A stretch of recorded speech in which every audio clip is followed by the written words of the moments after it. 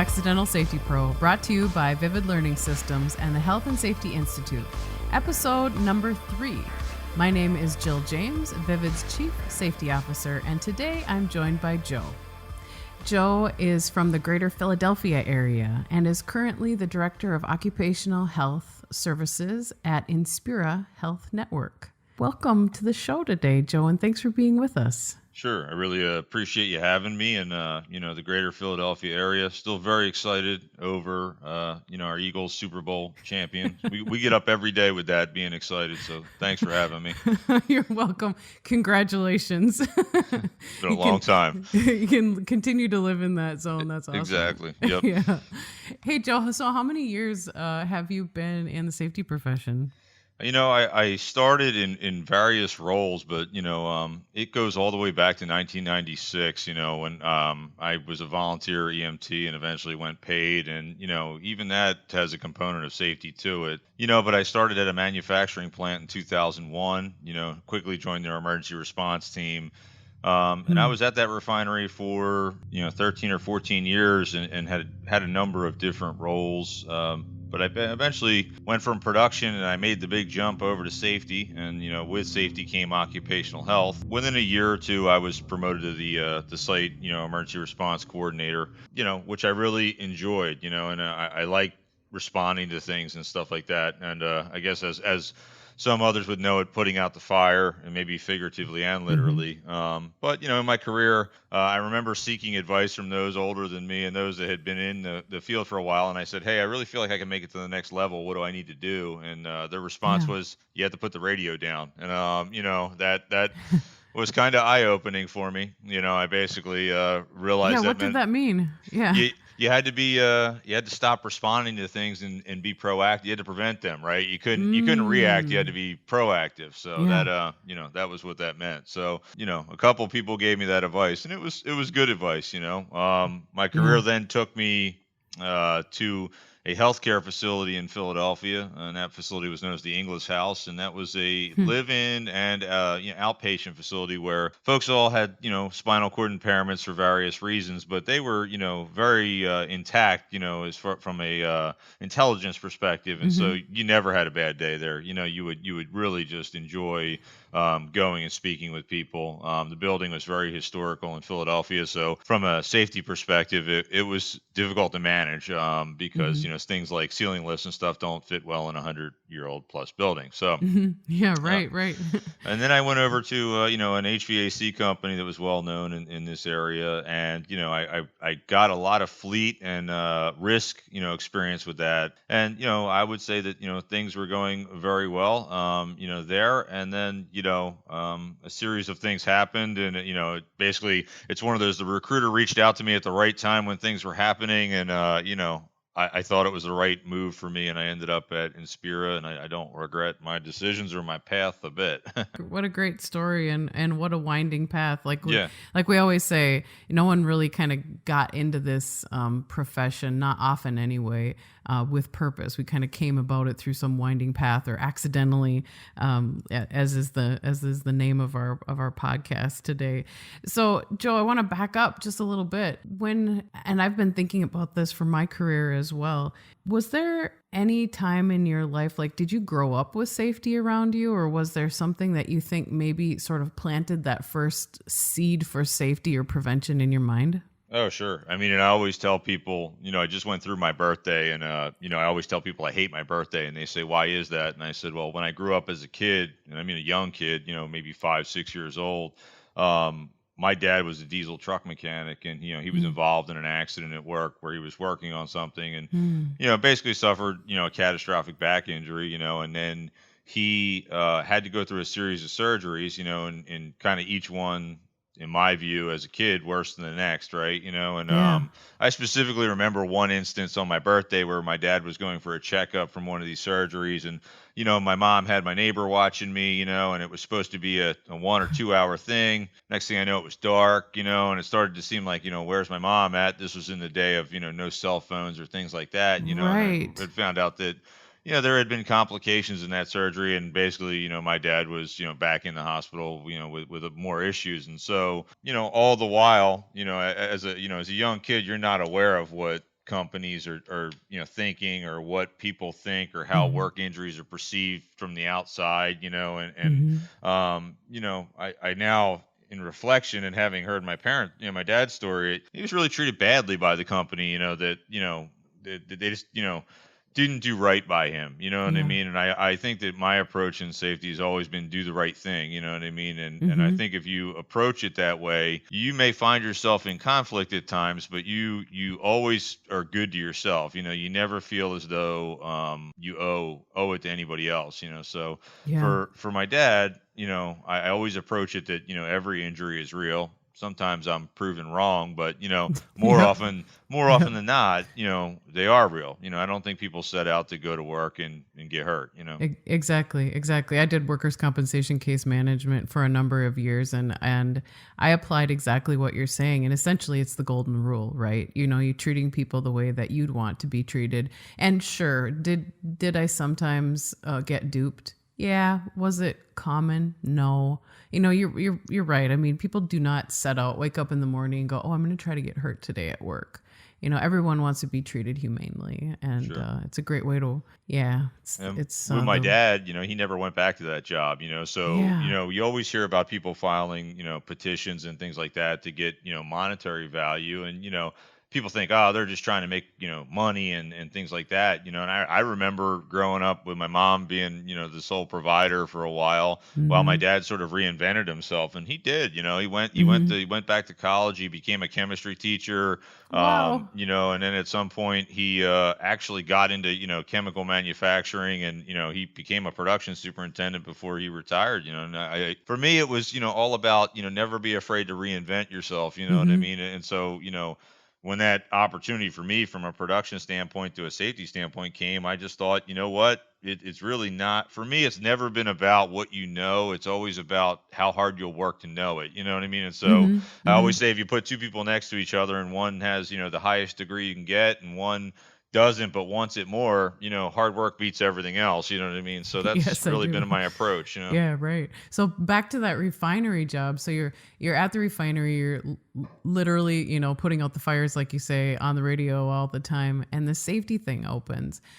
What did you think it was going to be, and who kind of mentored you along? Because I'm guessing you're sort of green to, at that point at least, to all things occupational safety. Yeah, I mean, the refinery was a 24/7 operation, and safety was an 8 to 5 job there. You know what I mean? So Yeah. I had a schedule in which, I was working 12-hour shifts. So there were plenty of times where, I was on site when things were going wrong and there were no safety folks. So, Mm-hmm. I had time to, Okay. kind of progress through, injuries and things like that. I was always somebody that was curious about, OSHA regulations and things like that, because, at my plant, it was a collective bargaining plant, and so Sure. there would be questions raised all the time about what was a violation and what wasn't. So you had to kind of have some knowledge. It actually happened that I was going through a review time, and I was kind of doing a check-in. I felt like I had peaked out in production, and I was questioning the person that was doing my review, who was in human resources. I said, where do you see this going? You know what I mean? Do you Mm-hmm. have any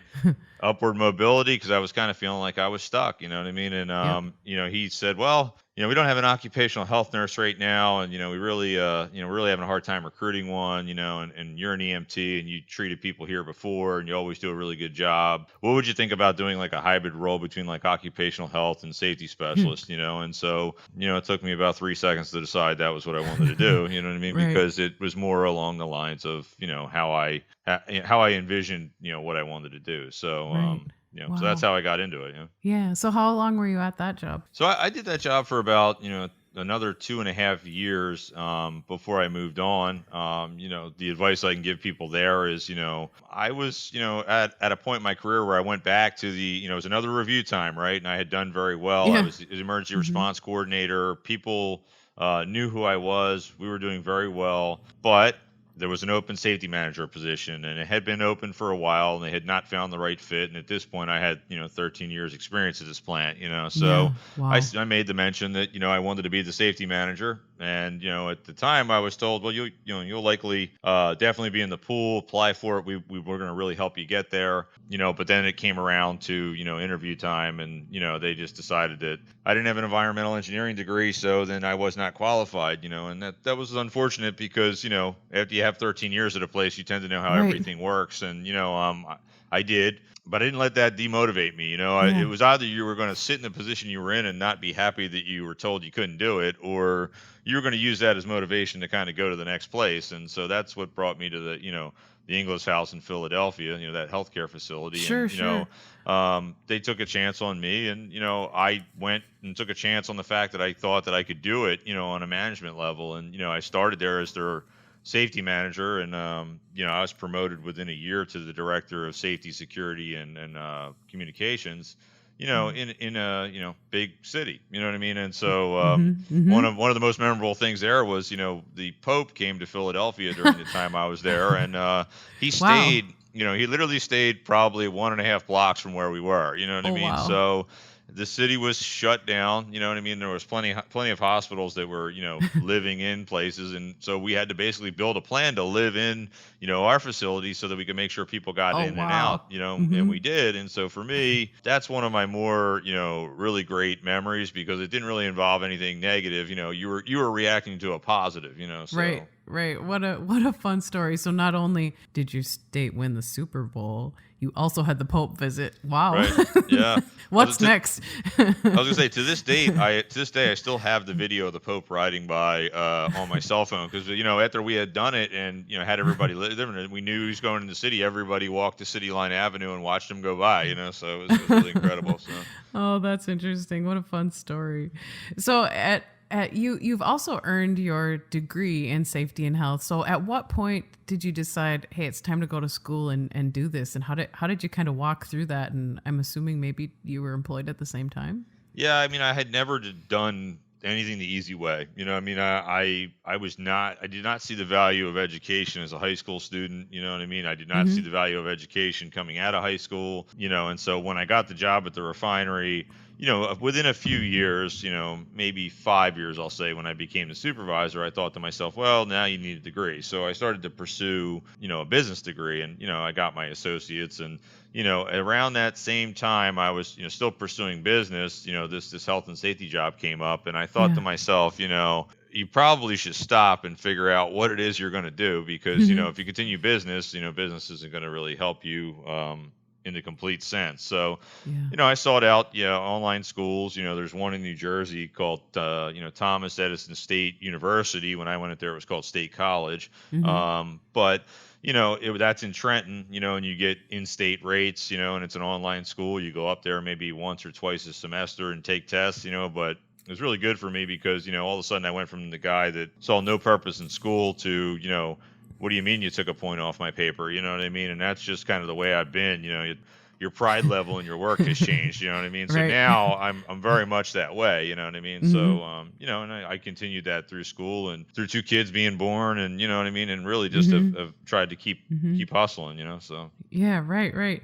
So, who over all of these years in this career path, do you have mentors or have you had mentors that kind of have walked in and out of your life that have helped influence you maybe one way or the other? Yeah, absolutely. I mean, from a safety perspective, EMT is kind of different than occupational health, right? So, Yeah. I was fortunate to partner with, at the time at the refinery, they had an outside doctor that they had, and his name was Dr. Michael Bajarski, and he still practices today, and he, in my opinion, does more with less than anybody you can imagine. And by that I mean, his notes are fantastic. You know what I mean? Mm-hmm. And sometimes he types them on a typewriter or a computer. You know what I mean? He's Mm-hmm. not using these glorified EMR systems that give you, just regular canned things. And, Mm-hmm. and so, he really taught me a lot of stuff. And I think more importantly, he gave me confidence in what I was doing. You know what I mean? And Mm-hmm. that helped me immensely because, sometimes you need other people to believe in you to believe that you're doing well. And I think that, on the other side of it, my family, my wife was a tremendous supporter of me getting into it. You know what I mean? And always has, I think sometimes even more than me, felt that I can do it, so. We And always then, need that. Yeah. yeah, absolutely. I mean, and at the refinery, when I was in charge of the emergency response team, my assistant chief, he also believed that I could do it. You know what I mean? And he was a very, Sure. very good friend of mine. And he passed away, about 2 years ago. Hmm. He was 39 years old and he had two kids. He died of Mm. colon cancer. So, Mm. for those of you that, have history and stuff like that, it's important for you to know that, just because, you're not 50 years old, or whatever the case may be, you got to keep an eye on that, and so, Yeah, right. was a major loss for me, you know what I mean? And like I said, that those are probably the three big ones. But, at Inglis, I had a guy who was not a safety person at all. His name is Harold Strawbridge, and Harold is probably the guru of making everything you talk about in a presentation visual, right? And Oh, so wow. he was very good at, you would go to these people who had no understanding of safety or no understanding of, planning the Pope visit, and he would put pen to paper and, he would make it visual and they would get it, you know what I mean? And I think that we can probably relate to, It sounds like a great guy. yeah, I mean, we would speak to people and we would be like, what do you mean you don't understand? How could you not understand this? You know what I mean? And Harold was able to kind of show me the bridge between, look, you have the knowledge, they don't. And if you get aggravated with them, they shut down and they don't listen to you. You know what I mean? So paint a picture. Yeah, exactly. So that's awesome. And I think that was a tremendous help for me there, Yeah. I had a mentor not in safety either a number of years ago. He's an industrial psychologist, and I just paths crossed in a job at some point, and he was helping with some project, and he became a mentor to me, somebody that I reached out to for a number of years, and he would. He would listen to me kvetch about a job when I was, thinking, what am I doing here? Where can I go? Kind of struggling with it. And he'd paint these pictures in my head that helped me decide what am I going to do next? And I remember one time he said to me, so Jill, you kind of thought that this job was going to be you're in the barn with the race horses, and you get to groom the racehorse and brush it every day and make it really shiny and perfect and beautiful to be able to run its race. But in actuality, what I'm hearing you say is you're in the back of the barn shoveling the crap. Yeah. And I'm like, oh yeah, you're right. You're so right. And he goes, so what do you want to do? Brush the horse or shovel? Keep shoveling. I'm like, I want to brush the horse. He's like, get out of there. I'm like, okay, thanks. Right. Nothing to do with safety, but he was just listening to my story and in a compelling way and pushing me forward. So your job right now is in occupational health. Is that a clinic setting, Joe? Well, so I basically have switched teams, I guess, so to speak, right? We have gone from, trying to keep people safe to, I am now, in charge of developing a, treatment of work injuries plan for a hospital-based system, So, okay. We're using an urgent care model to bring folks in that are injured, and from outside employers. Correct. Yes. Okay.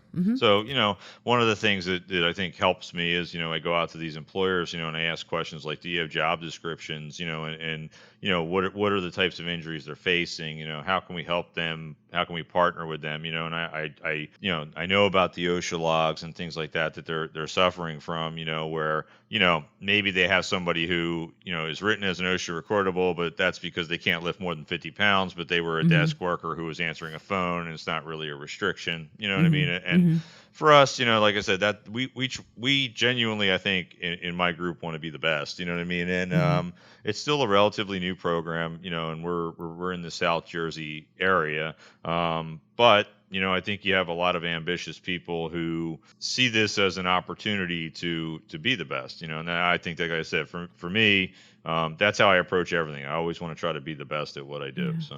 So you get to do a little bit of prevention work with the companies that you reach out to, and then you're also helping guide them through the workers' compensation process when someone's injured. Is that accurate to what you're doing now? Yes, and we bring new companies on. When we bring those companies on, we talk to them about what the state laws are as far as workers' compensation. We talk to them about, do they have job descriptions they can supply us. Yeah. We give them ideas of different policies they may want to create. And some of these companies have never even thought about what happens if somebody has an injury and then they're restricted. And that leads them to basically say, okay, go home, and when you're better, come back. And that gives them a lot of time to watch the attorney ads that flash up and say, have you Mm-hmm. been injured at work? And then the people go, you know Mm-hmm. what, I have, and I've been wronged. You know what I mean? And Mm-hmm. that Mm-hmm. hurts companies. And and I think like I said, there's a time and place for that. But I also think if the company's buying in on the people and they want them to get better, it's really good to get them back into work. So I have plenty of boilerplate policies that I always say to people, if you want that policy, I'll send it to you. You know what I mean? And so I really Yeah. just try to be Yeah. a little bit different in that sense. Right. And it also is hard on the employees' morale if they're at home, not feeling like they're contributing in a meaningful way. And I think you're right. I think many employers just think, okay, so the employee's hurt, they're off work, and aren't thinking about the ramifications, the ramifications of the employee's morale, the ramification of I'm paying, lost wage benefits now. The ramification of I have to find somebody else to do that job and fill Sure. in for now. And, I think employers are still on that learning curve of, oh, really, we could bring them back, but it doesn't have to be in their current role, or it could be a different version of their current role, and helping them see that, I think, is really powerful. And I think, it's always difficult for employers to understand that, in their minds, they're not seeing, well, we're paying the salary technically one way or another, right? It may Mm-hmm. not be directly, but, that will go to your insurance, and your insurance, it'll create, loss, and you may have a poor loss ratio at that point. You know what I mean? So Mm-hmm. there's value in them being around, even if, maybe they're not doing everything they could do. You know what I mean? So. Yeah. Yeah. So when you're reaching out and talking with employers now, are you generally working with management teams? You working with safety people, or who's your primary contact? So, I mean, it varies, to be honest with you, because South Jersey is a wide scope of different types of business. We have everything from, refineries and industry all the way down to, mom and pop farms that are very seasonal. So it can really Sure. depend on what type of business you're dealing with. And I think, I bring the same approach to everybody that, we want you to give us a chance. We want to do right by you. And, we also want a lot of feedback as to, how we can get better. With the safety professionals, I try to speak the safety language, because I think Mm-hmm. that that's what they want to, they want to hear, that the person that's, overseeing the program understands where they're coming from. And Mm-hmm. if they think they're getting a sales pitch, then that's not what they're interested in. You know what Right. I mean? And Right. so, I want them to understand how we're different, so to speak. Right. So are you able to spend some time in some of these employment settings with some of the safety professionals, maybe looking at some of the risk exposures, particularly when bringing people back? How can we engineer something out? How can we make an improvement to ensure it doesn't happen? The same thing doesn't happen to somebody else. Are you able to do that sometimes? When we bring on employers, I usually ask, to see their facility, to get an idea of Yeah. a tour. And I've really seen some neat places, you know what I mean? And stuff that, you really, you just don't know that that's what they do, Right. on the outside, you know what I mean? So I feel fortunate in that regard, because, you understand at that point that some of these jobs aren't out of the scope of what they could do. And some Mm-hmm. of it is, a lot harder than I think sometimes the job descriptions say it is, you know what I mean? So it could go Mm-hmm. either way. Right, right. Yeah, I worked in occupational medicine for a while as well, doing similar work exactly to what you're talking about. And, my eyes being able to bring that picture back to the provider who was writing the restrictions was really powerful, because the providers don't always have time to go and do tours of work environments to find out, what is it that this employee is going to go back to. But Correct. our eyes get to do that. We can paint that picture to be that partner between the employer and the provider. And that's pretty cool. That's pretty Absolutely. cool. Yep. Yeah. So in all the years you've been doing this safety, I've got to ask this question, because I think this is sometimes a funny answer from different people. What's What's the craziest thing you've ever done to build street cred with your workforce in different jobs? I think that I've always been a hands-on person, you know what I Mm-hmm. mean? Because I came from that refinery where I was a production worker, so Yeah. at the refinery, it was easy for me. I would just go out on the production floor and talk to people and, listen to what issues they were having and things like that. It became more difficult for me, at the healthcare facility because I'd never done healthcare before, you know what I Mm-hmm. mean? And so that meant, walking unit to unit, talking to residents, talking to everybody. And actually, believe it or not, as I said, those residents were very, very smart. They just unfortunately were, quad and paraplegic. So Mm-hmm. I would actually ask them to tell me when they would find safety issues, you know what I mean? And Yeah. they actually became reporters for me, you know what I mean? So Wow. that was very powerful. When I got the job at, the HVAC company, I Mm-hmm. had a quick company truck. And I would just go to places, you know what I mean? I would go to locations and I would talk to people and I would talk about, how I want to make sure that they don't get hurt. They have to think about what they're doing. You know what I mean? And Mm-hmm. I really just always again tried to do the right thing. And I had a lot of risk experience there too. So when we would have significant losses, or a water loss or a loss like that I felt that was very significant, impactful on someone else's life. I would even go out to those and talk to those people because the last thing you wanted was here's an insurance adjuster and the company doesn't really care about you, you know what I mean? And so I always Mm-hmm. wanted to put myself in the position of how would I feel if that was my house, Mm-hmm. or how would I feel if I got hurt at work, so I've Right. always approached that. In my current role, still new, but I think a lot of my experience is carrying over into this role because it's stuff that people don't really know, in the order of operations, we'll say, of how to approach an employer and what are the things you can say to get them to listen to you, and have them, come on board or at least want to meet with you. Yeah. Yeah. Yeah. So, Joe, in your career path in safety, I'm interested to know, like, how did you go about, or how do you think it happened, maybe accidentally, finding what your niche is in safety? When we look back at our career and all that safety and health encompasses, it can be so vast and often overwhelming to people. Like, am I ever going to learn it all? And the answer is no, you won't. And, sometimes you kind of have to sit with yourself and go, like, what am I really good at? Or what do I really like? And what did that look like for you in finding that niche, assuming you've found it, at least for Yeah, now? and I think I have, I do enjoy the occupational health setting because, it really is kind of impactful to people that, have already unfortunately had an incident, you know what I mean? Hopefully you can prevent those, but where I'm at now, you're dealing with folks that have been injured, you know what I mean? And so for Yeah. me, like you said, it's such a wide scope of things, you know what I mean? And I enjoyed a lot of different aspects of safety, but I just knew what I liked the most, you know what I mean? And I just say when, people are getting into it, try to figure out what the parts are that you like, you know what I mean? Because there's a Mm-hmm. lot of different parts, and I think that, you can worry too much about trying to learn them all, you know what I mean? And, Mm-hmm. and Yeah. unfortunately, it's, you can see those job descriptions that have, we want a safety manager that has 30 years experience in those process safety management and occupational health and everything else. But the reality is, that everybody starts somewhere, you know what I Mm-hmm. mean, and you Mm-hmm. have to start and be good at what you do and take that with you, and then maybe you're on to something that's a little bit different, and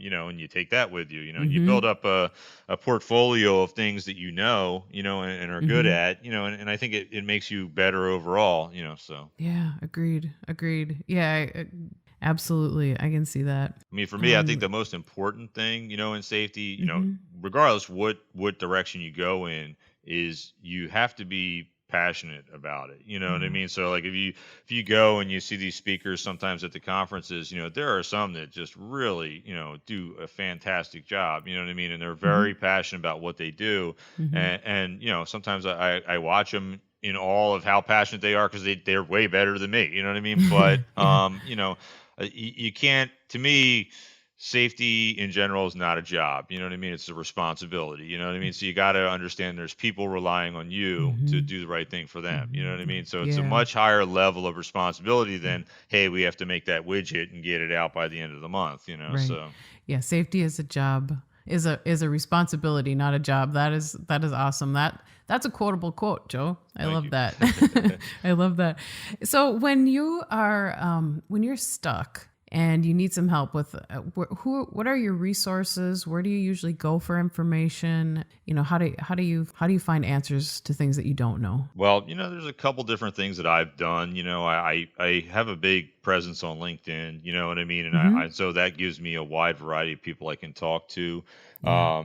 I think that you can never be afraid to talk to your boss. You know what I mean? That's a relationship you need to have, because sometimes the things you're up against have nothing to do with safety. They have to do with workplace politics or things like that. And ultimately, if you're the one leading that charge on that battle, you might be the one that's identified as, the problem. But, if you Mm-hmm. escalate it through the proper channels, you a lot of times can have meaningful, progress on that. And, I think that everybody has varying degrees of aggravation and safety. I mean, I don't think there's anybody that can say they haven't been told no, or they haven't been aggravated with the way that somebody's done something, or Mm-hmm. any of that, and it's sort of, you have to turn that into something constructive, and you have to kind of learn from when you didn't, you know what I mean? And so for Mm-hmm. me to sit here and say I've never done it, you know what I mean, would be foolish, you know what I mean? And I think that that's, you have to learn and better yourself each time, Right. and say, well, these are the areas I can improve on next time. Mm-hmm, mm-hmm.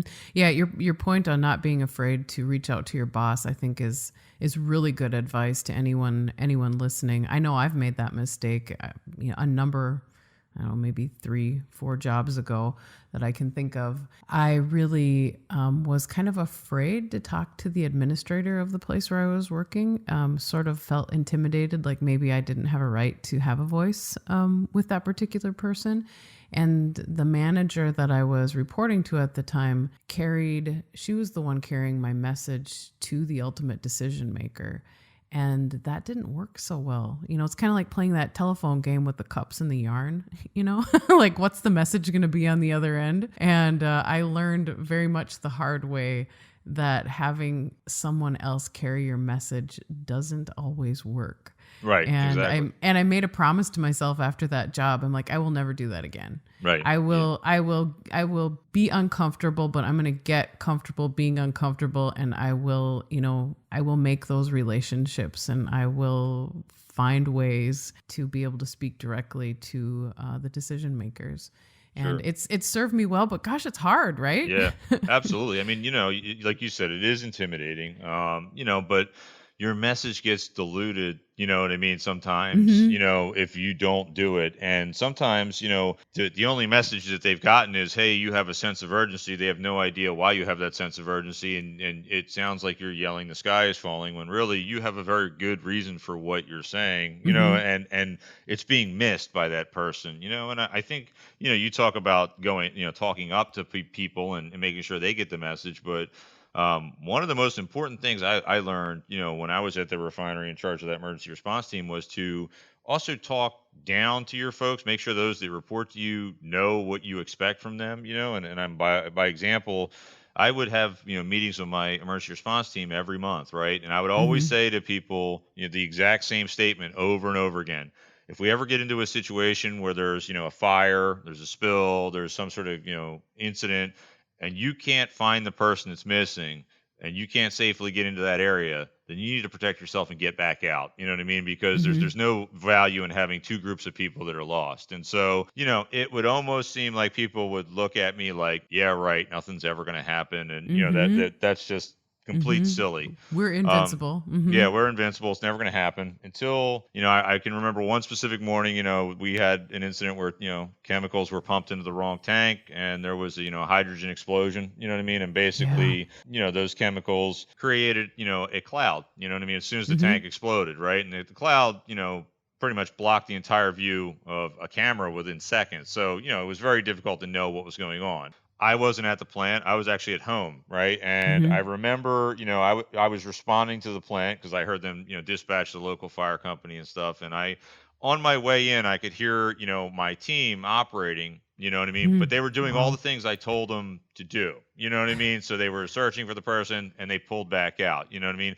Well, here we had lost two people in that incident that we couldn't account for, right? But they Wow. had ended up going out the back door. You know what I mean? And then, Hmm. if I had sent my team in to try to find them, you know what I mean, we would have had more problems. And so then once those people were accounted for, everybody was still in that really hyped up mode that we got to go in and we got to solve this problem now. You know what I mean? Yeah. But the thing is, your responsibility is to your people. You know what I mean? And to make sure they're safe. And the reality was, there was nobody in there that was, at risk. You know what I mean? We had a building that was damaged, we had problems, but we needed to slow down and make sure that when I sent people in, it was safe. And so we Hmm. had to shut all the utilities off. We had to shut, all the, things that were coming through the pipes off. But then we Hmm. went in and it was safe. You know what I mean? And Hmm. to me, that was one of the more meaningful things that I realized. Wow, you have to say things over and over and Hmm. over again until it gets Hmm. into somebody's head, because saying it once doesn't mean anything. Right. Yeah. So repeating, like you said, the message, remembering to carry our message upstream, but also downstream as well, Sure. and being repetitive about it.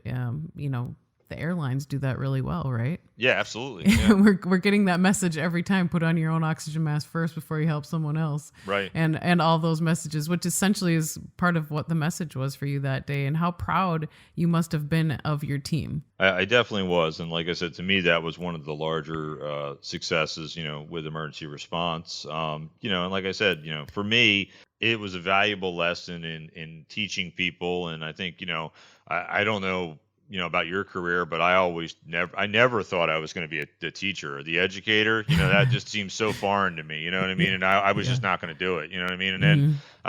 I became a CPR instructor, and I Hmm. emergency response team. I was doing classes with them. For me, it was very important at that point to realize that I was no longer the new guy or the young guy anymore. It's important to pass knowledge down. You know what I mean? Yeah. Yeah. That has been something I really try to do now. It was a realization that's probably come to me in the last, I'd say, maybe 4 to 5 years, where I have less and less mentors, and Sure. I become the one that people are reaching out to. Right. And it's a big responsibility, and sometimes it's really hard. And you think back, like, did I answer that correctly? Or someone was asking me questions last week. I was guiding an employer through a workplace fatality they had, and there were some things I had hung up the phone. I'm like, oh, I need to tell them that, I'm like, the onus of being the one with the knowledge is a pretty big responsibility. So I ended up picking up the phone and I'm like, okay, and this and this and this and this, and they're Sure. like, okay, thank you. But it feels sometimes like a bigger responsibility to be in that teaching mode than I was in the learning mode way back when, which seems kind of crazy. But our work in safety is preventative. You've worked both on the reaction side in the work that you've done and in the prevention side, and you're talking about this chemical release you had in the plant.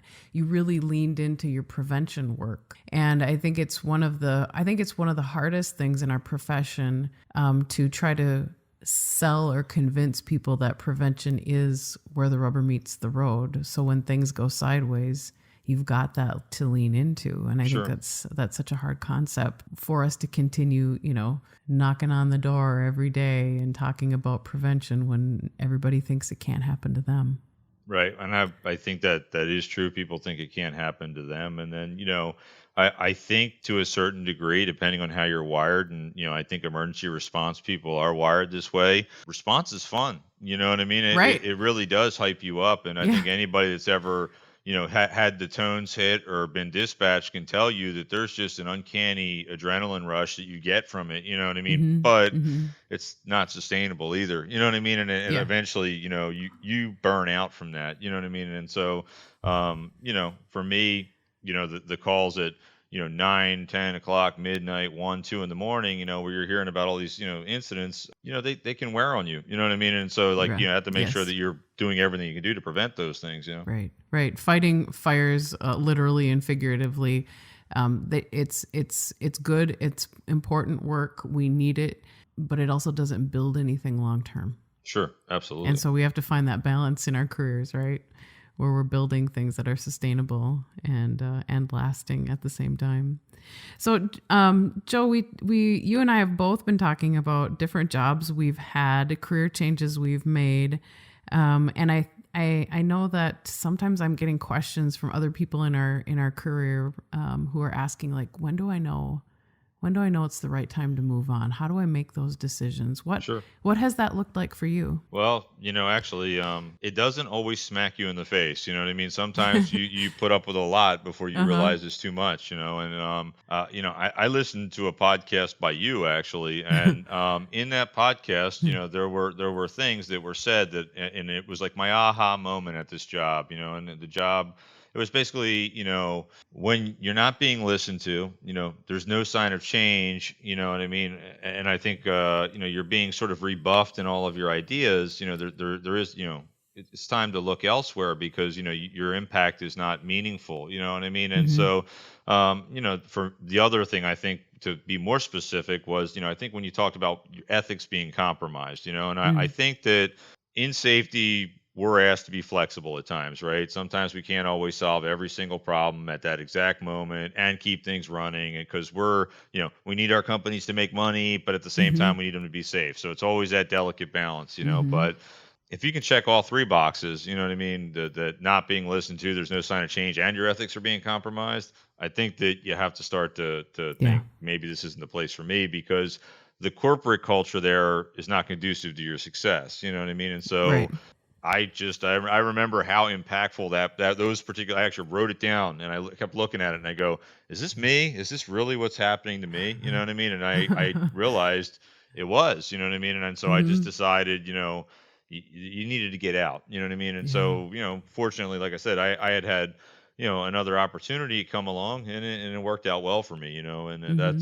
that's what I can tell people. I mean, you're going to encounter no a lot as a safety professional. And just Mm-hmm. because you encounter no, that doesn't mean you leave the job because Right. no is part of the job, right? Because Mm-hmm. ultimately, if you had your way, you would install the greatest safety system ever, and you'd have no injuries. You might buy all this PPE, and but there's a business side to that too. You know what I mean? Right. You can't Finding do the gray everything. area. Yeah, Mm-hmm. exactly. So Mm-hmm.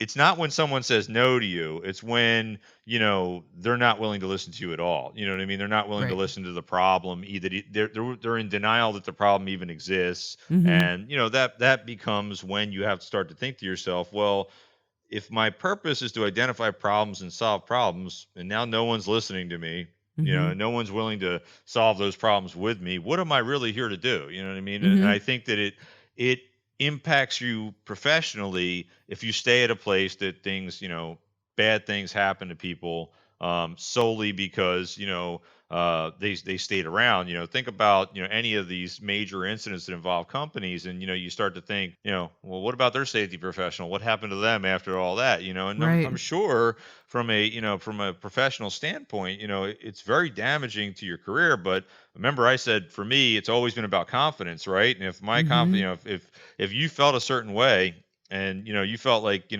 somebody wasn't agreeing with you, and maybe it's as simple as this needs to change, or maybe it's as extreme as you think there's going to be a fatality there, and you express that, and somebody does not, respond to you. You're really in a position where that is not doing anybody any good. And if what you think's going to happen happens, and you're not being Mm-hmm. listened to, you've damaged yourself. Mm-hmm, mm-hmm. Yeah. I mean, beautifully said. No is definitely a part of the job.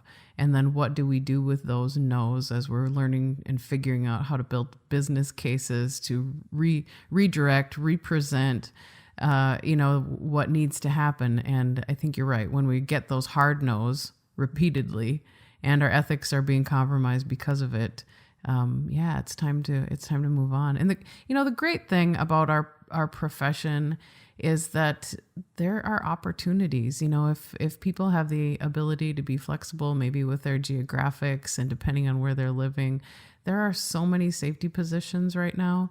There's so many people retiring out that started in the way back when OSHA was first being adopted. I'm contacted pretty often for people who are like, how do we recruit? Where do we look? Where do we go to find safety jobs? And so I think the good news is that there's a place for us, and there's opportunities for us to figure out, what's our niche and how can we get there. How can we get there? Absolutely. Yeah. Yeah. So Joe, you've done a lot of things. You've done a lot of things to be proud of. What's maybe we can close with sharing a story of something that you've accomplished that you're really proud of. Yeah, I think, you learn, both professionally and personally that, there's a right and wrong way to do things, you know what I mean? And I Mm-hmm. think that for me, I've grown as a person, as I've gotten older, especially after the loss of,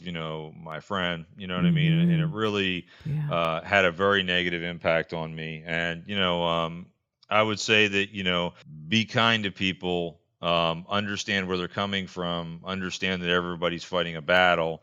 Mm-hmm. And so the approach you need to take, professionally as a safety professional is that, maybe they're not wearing their safety glasses because they're so flustered that their kid had something happen to them that morning, you know what I mean? Or, maybe they forgot that valve was open because something else is going on. And that doesn't mean you don't, follow through with discipline and things like that. But, sometimes you have to walk a mile in someone else's shoes to really understand that, people don't, like I said before, people don't intend to screw up. You know what I mean? I Yeah. don't think anyone has ever woken up and said, I'm going to screw up today. You know what I mean? And I think that has been probably the most important thing, both personally and professionally, I've learned because, I have 2 kids, and and I think that my wife and I, we constantly are interested in how they're doing in school and all the various activities they do. You know what I mean? And I Mm-hmm. think that for us, we know when a mistake happens, it's a learning opportunity, right? Yeah. And so